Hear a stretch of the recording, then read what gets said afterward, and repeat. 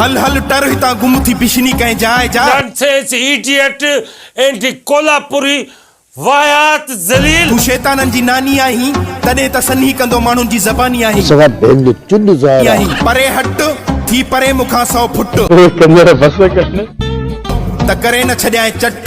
तू आही high level जो जट, तू आही हाई लेवल जो जट। अरे उन जी गुइया में मिर्च विझंदुसि। छो था असांजे गाटे में फिट थियो। एक मिनट मैं थोड़ा बीच में हंस लूंगा। कुछ मुड़ी वञो ईअं न थिएव जो मुफ्त में सटिजो कुटिजो।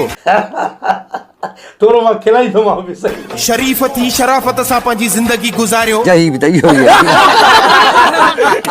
इन में ई भलाई अथव। छो जो तव्हां असांजो असुल रूप ॾिठो न आहे। हथियार खणण त परे जी ॻाल्हि आहे, सिर्फ़ असांजे हथ जे इशारे सां ई माण्हू हिन दुनिया में ई नाहे रहंदो। वॾा पधर पधर था कयो क़ुरान जो किताबा। चुप रहण वारा असां बि न आहियूं, छो जो गबोल आहियूं।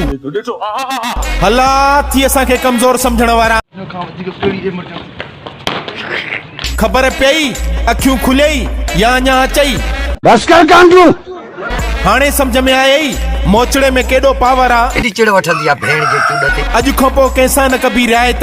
हाणे सोटे ते ॾियणो ज़ोर आहे, हाणे सोटे ते ॾियणो ज़ोर आहे। हिकिड़नि माण्हुनि खे कीअं थींदो आहे, माना उन्हनि खे माना गुजारो या न कीड़ो चइबो आहे।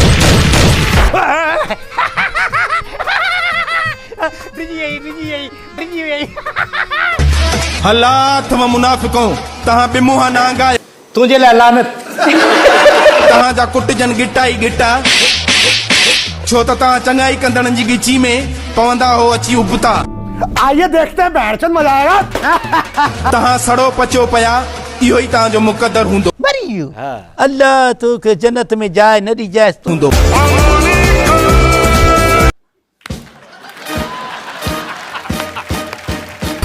असां छा कंदासीं हथियारनि खे प्यारा। टटा तुम भी खा गया भेण के। असांजो त हलण ऐं खिलण ई मुनाफ़िकनि जे लाइ मौत आहे। मर गया इंतकाल। अॼुकल्ह जिन माण्हुनि ते तूं कुॾी थो उहे फटाके जे आवाज़ ते गुम थी वेंदे पुट।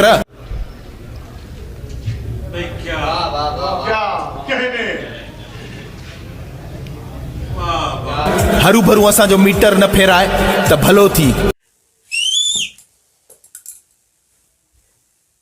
अगर जे अची वयासीं खार में त फोटू चिबा हूंदई अख़बार में।